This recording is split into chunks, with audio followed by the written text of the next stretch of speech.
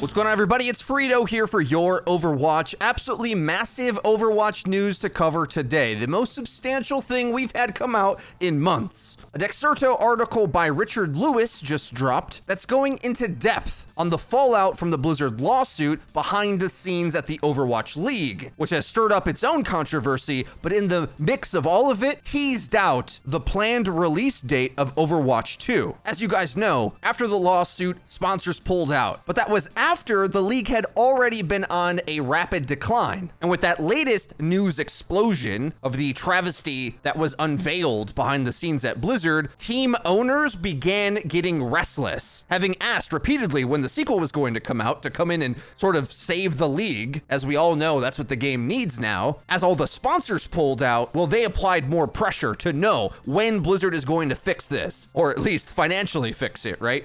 By setting Overwatch on the right track. The article goes on to talk more about the perspective of the economics of the league itself, but we're more concerned with what was unveiled through this exchange. As you might expect, sources tell Dexerto that Blizzard, just like they did to their employees, sort of try to sweep under the rug the lawsuit to begin with, but after the employee walkout and so many current and former employees coming out against the denials, Blizzard couldn't sweep it under the rug any further. So finally, the team owners had some leverage to demand an answer from Blizzard on what's actually going on. The article goes to cover the Metro leak that we made a video on previously, saying on August 7th, the reputed Overwatch insider Metro spoke publicly about the rumors of a delayed release date, stating that from what I gather, a release in 2022 does not seem likely anymore. Now, I have an advantage over Richard Lewis in this case, where I have covered Metro for longer, so if you watched our previous video on the subject, I actually think Metro's leaks were more correct than the conclusion he gathered from it. What he actually leaked was that there was a long list of things that still needed to be done, but there was a long list of things that were already done. So his conclusion, I think, is what people assumed was the leak, but the real leak was the info he gathered on the state of the game in development. So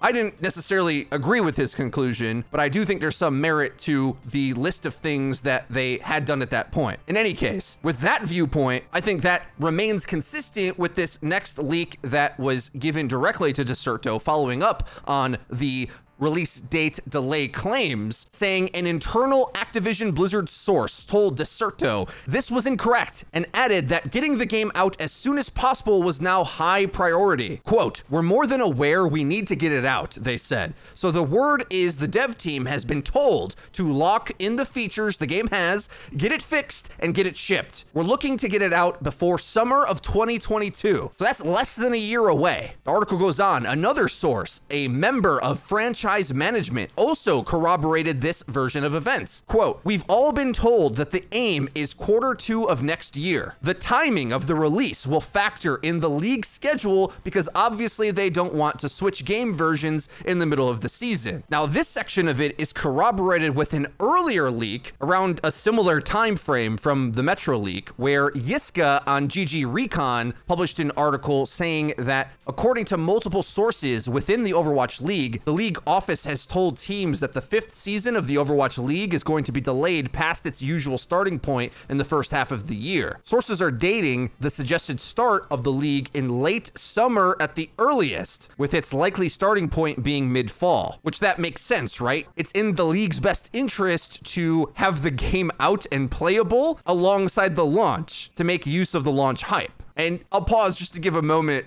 Activision Blizzard really gambled hard on the esports angle, making this massive league with huge buy-ins. Well, you get that kind of money involved. Well, yeah, they demand to know how their investment is going to be returned on. So it sort of just goes to happen that they have quite a lot of pressure, more than even, let's say, the community does, to demand to know what's going on with the game. A little bit of irony for you. I'm a little sour about that, perhaps, but okay. Back to the Dexerto article. The article kind of gets in the semantics of the corporate speak that goes on with denying claims back and forth, whatever. What's important from our point of view is that it is fair to expect even the launch of the game to need quite a lot of work before it's like esports already. So there's gonna need to be a buffer time, even with a beta, before they would just kick right into the regular league. And for our consideration, that just changes the timeline of when we can expect the game to launch, but also when a beta is likely to come. Now, Activision Blizzard do things differently in their different games. On the yearly release Call of Duties, sometimes a beta is like a couple months. A Blizzard title might be significantly longer than that. And if the goal is to set the release between April, May, and June, Q2, then we would either have to be able to suspect a beta in Q4 of this year or Q1 of next year in order for that to be any significant time in order for them to help the development of the game. So those are some pretty heavy conclusions and even more drama surrounding the Overwatch League that I don't really want to get into in depth. There's a chance that with the league needing to delay in time for the sequel to drop,